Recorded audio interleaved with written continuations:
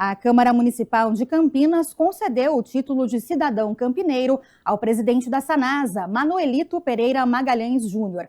A homenagem proposta pelo vereador Carmo Luiz reconhece a trajetória do economista que chegou à cidade no fim dos anos 80 e construiu carreira na administração pública.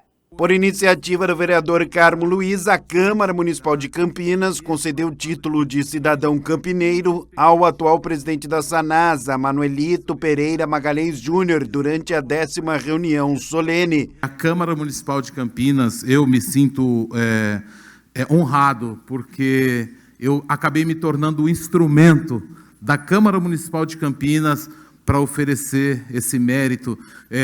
Nós tivemos aqui a indicação através de amigos e pensamos o nome do Manuelito Magalhães e ligamos para ele, ele ficou feliz, e nós mais felizes ainda de poder ser instrumento dessa grande homenagem. Baiano de Salvador foi aluno no Colégio Jesuíta Antônio Vieira, onde também conquistou o seu primeiro emprego. Manuelito veio para Campinas estudar economia na Unicamp no final dos anos 1980. Hoje fala com orgulho da Sanasa. Poucas pessoas sabem do esforço que é feito para que Campinas tenha o melhor saneamento do Brasil pelo 3º ano consecutivo. É a metrópole número 1 no ranking do Instituto Trata Brasil. E esse esforço é feito por cerca de 2.000 pessoas que trabalham no regime de 24/7. Na vida profissional, em Campinas, fez parte da administração do ex-prefeito Magalhães Teixeira. Tempo em que Manuelito, a pedido do prefeito, acompanhou as obras do PROCEM, o Programa de Financiamento de Obras contra as Enchentes, custeado pelo BID, Banco Interamericano de Desenvolvimento. Já em 1996, Manuelito assumiu a Secretaria das Finanças, ainda durante a gestão do prefeito Edivaldo Orsi. A atividade e a necessária interação com os órgãos estaduais, federais, inaugurou uma nova carreira de Manuelito, uma outra rotina que mantém até hoje. Idas e vindas para São Paulo e Brasília, onde trabalhou no Senado Federal e depois na chefia da assessoria parlamentar do então ministro José Serra, no Ministério da Saúde.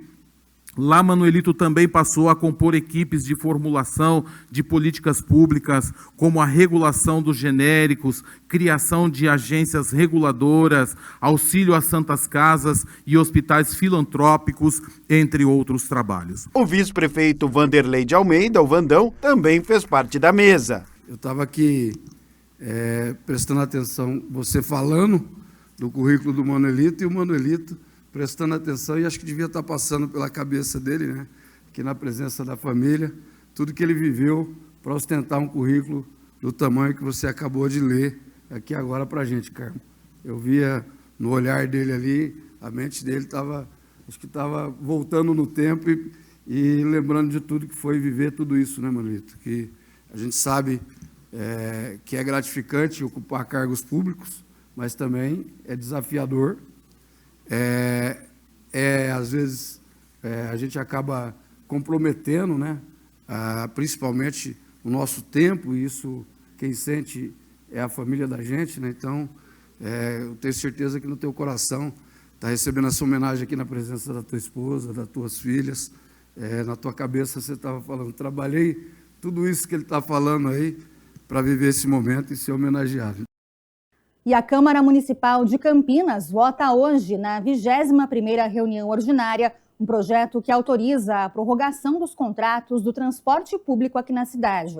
A proposta prevê a extensão por até 2 anos, garantindo a continuidade do serviço até a conclusão de uma nova licitação.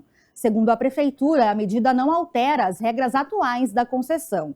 Os vereadores também analisam hoje o refis do ISSQN, que oferece condições especiais para contribuintes regularizarem dívidas com o imposto municipal e com descontos que podem chegar a 100% em multas e também em juros.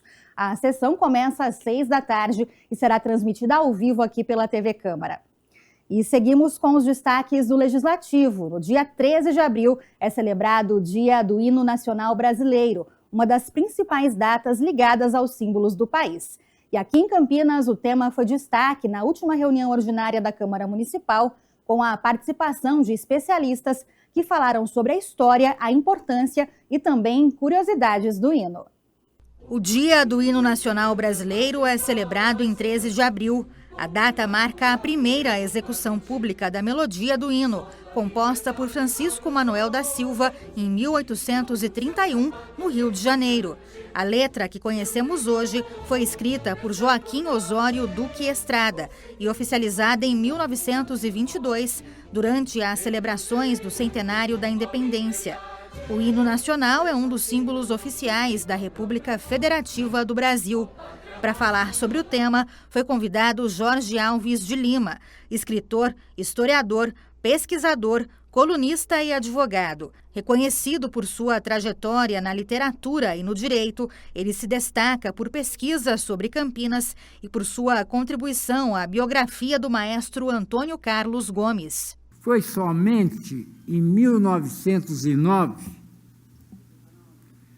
que um novo concurso foi aberto para selecionar um poema que se ajustasse à melodia. O vencedor foi o poeta e jornalista Joaquim Osório Duque Estrada, que escreveu versos carregados de simbolismo parnasiano e exaltou a natureza brasileira. A presidente da Academia Campinense de Letras, Ana Maria Melo Negrão, também foi convidada e trouxe informações e curiosidades sobre o hino brasileiro. E a estrutura do hino nacional, ela é totalmente simétrica em duas partes. São 18 estrofes e 50 versos.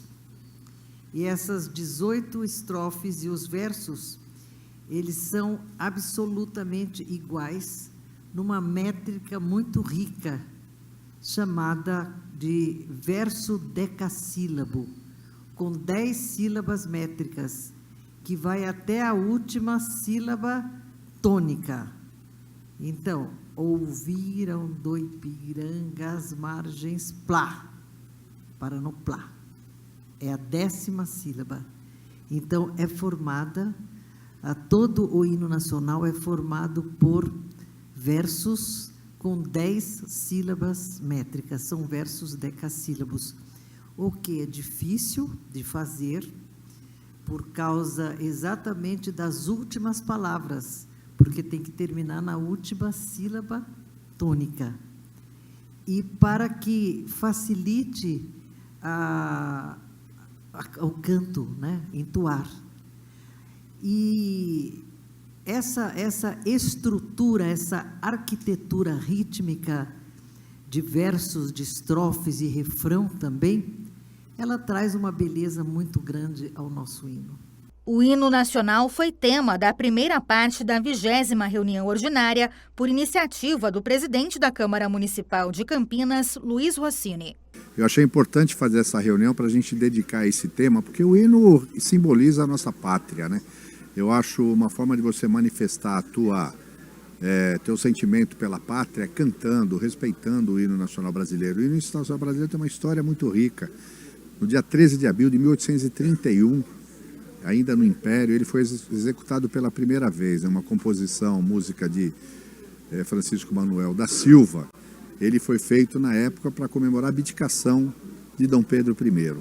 E essa música depois recebeu a letra de Osório Duque Estrada. E a letra é de uma composição poética fantástica, ela tem toda uma métrica muito específica, de difícil elaboração, mas mais do que essa métrica, é o conteúdo da letra. Quando você se depara e interpreta cada frase, cada estrofe, você vê a grandeza que simboliza o hino nacional brasileiro. E um projeto de lei ordinária do vereador Carlinhos Camelô pede a prioridade e a flexibilização de requisitos para a inclusão de mulheres em situação de violência doméstica e familiar nos programas habitacionais e também de assentamento aqui em Campinas. O vereador Carlinhos Camelô protocolou um projeto de lei que destina benefícios a mulheres vítimas de violência doméstica nos programas de habitação de interesse social. Esse projeto ele visa dar àquelas mulheres que sofrem violência, que sofrem tudo, a oportunidade dela participar de um benefício, seja da Coab, da habitação, para que ela tenha um desconto nesse espaço e tenha prioridade para estar pegando uma casa popular, porque muitas mulheres sofrem violência dentro de casa e acaba aceitando aquela questão, porque não tem como ir e não tem um espaço para ela estar saindo daquele âmbito ali de violência. A proposta estabelece a reserva de 8% das vagas em todos os programas habitacionais para esse público. 8% hoje, nós não estamos falando de muita coisa para as mulheres que são vítimas de violência. Então, isso vai beneficiar muito essas mulheres para que ela tenha a oportunidade de ter a sua liberdade. E mais do que a liberdade, é a oportunidade. Conforme o parlamentar, a ausência de alternativa habitacional constitui um dos principais entraves para que tais mulheres interrompam o ciclo de violência. Segundo o vereador, a proposta tem por finalidade dar efetividade ao direito constitucional à moradia e à proteção da integridade física e psicológica das mulheres vítimas de violência doméstica em Campinas. Hoje ela não tem, mesmo a mulher sofrendo a violência dentro de casa, ela não tem por onde ir. Às vezes ela tem os seus filhos ali, mas ela não tem um programa habitacional que acolhe essa mulher. Então, você tendo essa questão de 8% para essas vagas das mulheres que sofrem violência, o que acontece? Às vezes ela consegue a sua liberdade, consegue o seu espaço e vai viver a sua vida. Que às vezes ela ficando dentro da casa com o marido ali, uma hora pode dar uma tragédia muito grande, entendeu? Um feminicídio. Então, para evitar isso, que dê a oportunidade para essas mulheres. E a Câmara Municipal recebeu um seminário sobre jornalismo digital em tempos de desinformação. O encontro reuniu especialistas para discutir os desafios da profissão diante da circulação de notícias falsas e o papel do jornalismo na sociedade. A Câmara Municipal sediou um seminário sobre jornalismo digital em tempos de desinformação no plenário José Maria Matozinho.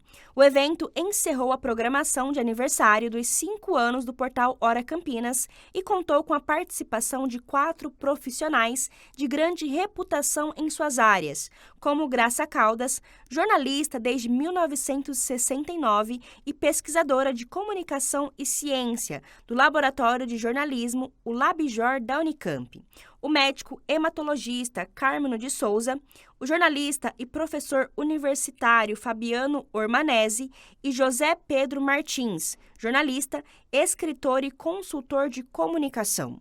A abertura do encontro foi feita pelo presidente da Câmara, o vereador Luiz Rossini, e pelo jornalista Marcelo Pereira, editor-chefe do Hora Campinas, que atuou como moderador. Esse seminário, que propõe discutir o jornalismo como aliado da sociedade em tempos de desinformação, ele tem um valor muito grande. E a Câmara poder trazer essa discussão, poder ouvir de pessoas especialistas, jornalistas sérios, experientes, mostrar como é que o jornalismo tem que se posicionar para enfrentar um desafio que está colocado também para o jornalismo. Infelizmente, a tecnologia que permitiu você ampliar os canais de comunicação nas redes sociais também não consegue ter um filtro daquilo que é publicado. É muita informação, nem sempre informações verdadeiras, muitas vezes sem uma base real de verdade. A jornalista Graça Caldas falou sobre as transformações da mídia e destacou como o jornalismo local impacta a sociedade. O tema da minha palestra, como já foi dito pelo colega, é o transformações da mídia como jornalismo local impacta a realidade. Na verdade, eu posso falar um pouco de cadeira, porque eu vivenciei essas mudanças tecnológicas, vivenciei cada momento, e estou tentando acompanhar, na medida do possível, aquilo que os mais jovens, como o Fabiano, já fazem de cadeira. Então, é uma honra muito grande poder falar um pouco dessas alterações do longo do tempo, porque eu sou da época da máquina de escrever manual, passei pela elétrica, computador. Hoje em dia, a gente está tudo aqui na mão, no celular. E a gente tem que acompanhar essas mudanças históricas porque precisamos estar ao lado da sociedade. O médico hematologista Carmino de Souza, que também é colunista do portal Hora Campinas, palestrou sobre o negacionismo na saúde e na ciência e como o jornalismo pode ser um aliado no combate à desinformação. Já José Pedro Martins analisou o negacionismo no meio ambiente, enquanto Fabiano Ormanese abordou a desinformação no ambiente digital. Quando o Marcelo me convidou para essa fala, né, e me pediu para falar sobre a questão do letramento midiático, evidentemente que esse assunto ele está muito relacionado à questão da desinformação, que é justamente o que nós estamos discutindo aqui.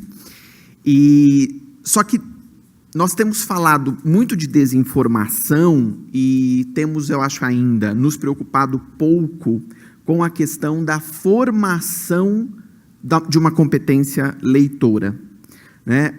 Ainda a discussão sobre desinformação está, a meu ver, muito voltada para pensar assim, razões pelas quais, né, a desinformação existe, características da desinformação, e deixamos de lado esse papel imprescindível que deve ser assumido pelos veículos de comunicação, mas também pela educação, e principalmente pela educação, de formação de uma competência leitora, e todos nós aqui estamos há muito tempo também trabalhando com isso. O seminário foi encerrado com uma fala do jornalista Marcelo Pereira, que enfatizou que o debate sobre jornalismo em tempos de desinformação cumpre um papel de resistência e resiliência na defesa da profissão. Nosso enfrentamento é por uma sociedade que possa ter acesso à informação confiável e de qualidade.